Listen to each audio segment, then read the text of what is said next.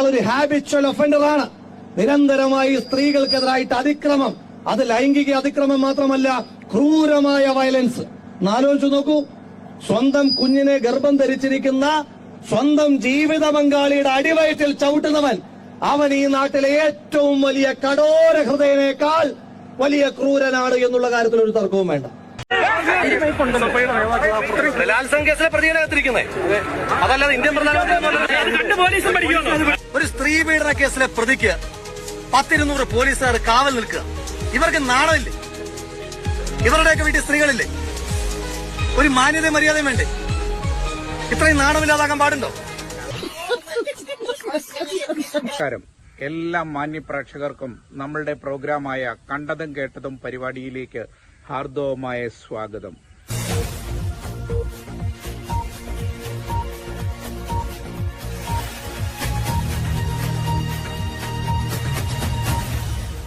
ഞാൻ നിങ്ങളുടെ സ്വന്തം സോണിച്ചൻ 40 നമ്മളുടെ നാട്ടില് ഇപ്പോ സംസാര വിഷയമായി മാറിയിരിക്കുന്ന, രാഷ്ട്രീയപരമായിട്ടൊക്കെ സംസാര വിഷയമായി മാറിയിരിക്കുന്ന ഒരു വ്യക്തി എന്ന് പറയുന്നത് രാഹുൽ മാങ്കൂട്ടമാണ് അല്ലേ. കോൺഗ്രസിന്റെ ചെറുപ്പക്കാരനായ ഒരു MLA. കോൺഗ്രസ് ഒക്കെ അദ്ദേഹത്തെ എത്രമാത്രം വാക്ചാതുര്യത്തോടു കൂടി കൊണ്ടു നടന്ന ആളാണ്. യുവാക്കളിൽ ഏറ്റവും കോൺഗ്രസിന് വേണ്ടി കടന്ന് വാദിക്കുകയും ബഹളം വെക്കുകയും ഒക്കെ ചെയ്തിരുന്ന ഒരു MLA. ഇന്ന് അദ്ദേഹത്തിന്റെ അവസ്ഥ വളരെ ദയനീയമാണ്. കാരണം കോൺഗ്രസിന്റെ ഒരു മുഖമായിരുന്ന ഒരു വ്യക്തിയായിരുന്നു ഈ രാഹുൽ മാങ്കൂട്ടം എന്ന് പറയുന്ന ഈ യുവ MLA. എന്തൊരു കഷ്ടമാണല്ലേ. ഇന്ന് കോൺഗ്രസിനെ ഏറ്റവും കൂടുതൽ പ്രതിസന്ധിയിലാക്കിയിരിക്കുന്ന ഒരു ചെറുപ്പക്കാരനാണ്.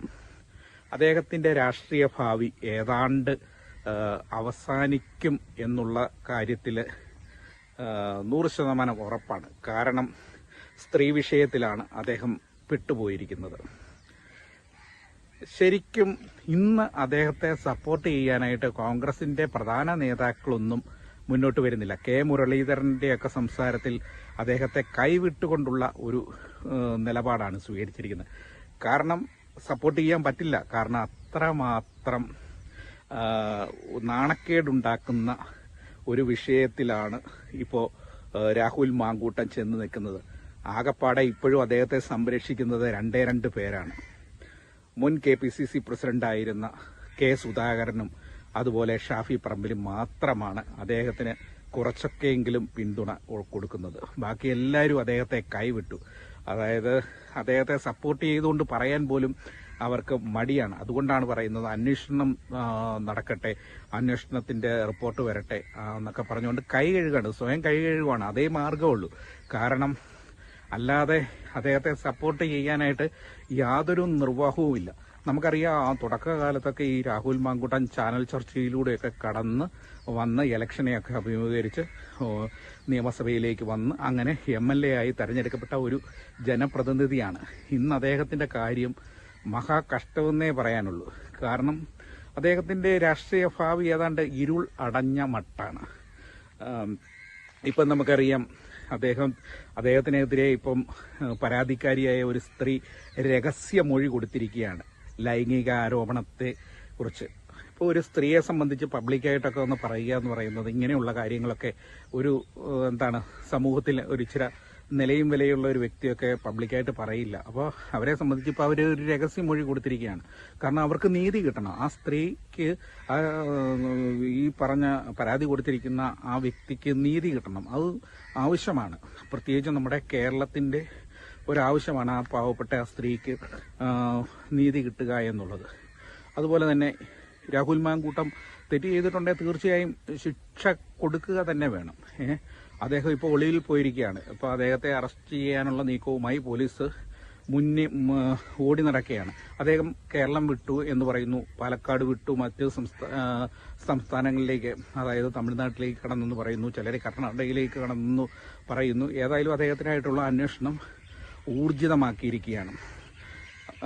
രാഹുൽ മാങ്കൂട്ടത്തെ സഹായിച്ചത് അദ്ദേഹത്തിന്റെ ഒരു സുഹൃത്തു കൂടി ഉണ്ടെന്ന് പറയുന്നു. അതായത് ഈ പറഞ്ഞ രാഹുൽ മാങ്കൂട്ടം പല തവണയായിട്ട്, അതായത് ഒരു 3 പ്രാവശ്യമെങ്കിലും ഈ പറഞ്ഞ പരാതിക്കാരിയെ ലൈംഗികപരമായിട്ട് ആക്രമം കാട്ടി അതിക്രമിച്ചു, ശാരീരികമായി പീഡിപ്പിച്ചു എന്നൊക്കെ ആ പരാതിക്കാരി പറയുന്നുണ്ട്. അതുപോലെ തന്നെ നിർബന്ധിച്ച് ഗർഭയത്ര ഗുളിക ഈ സ്ത്രീക്ക് കൊടുത്തു.